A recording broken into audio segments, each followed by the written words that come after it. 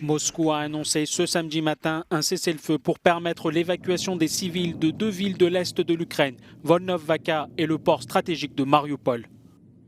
Alors que les bombardements russes continuent dans plusieurs villes, le président ukrainien Volodymyr Zelensky a vivement réagi au refus de l'OTAN d'instaurer une zone d'exclusion aérienne.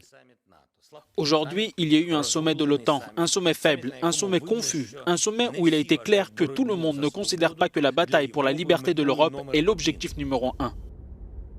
Les combats se sont également poursuivis à Tchernigoïv où l'Ukraine a accusé Moscou d'avoir bombardé une zone résidentielle et des écoles faisant au moins 47 morts. Vendredi, l'armée russe occupait la centrale nucléaire de Zaporizhzhia où des frappes de son artillerie, selon les Ukrainiens, ont provoqué un incendie dont Moscou nie être à l'origine. Le port stratégique de Mariupol, dans l'est de l'Ukraine, est sous blocus et subit des attaques impitoyables par les forces russes, a affirmé samedi le maire de la ville.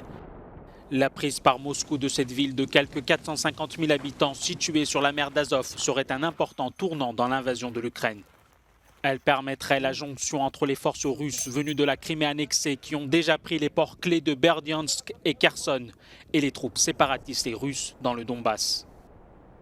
Selon la présidence ukrainienne, un troisième round des négociations pourrait se tenir samedi ou dimanche. Mais les chances de parvenir à des progrès paraissent extrêmement minces. Le président russe Vladimir Poutine ayant prévenu que le dialogue avec Kiev ne serait possible que si toutes les exigences russes étaient acceptées. Nous n'allons pas occuper ce pays, mais l'objectif est très clair. Lorsque nous aurons dénazifié et démilitarisé l'Ukraine, nos troupes se retireront. Il n'y a aucun doute là-dessus.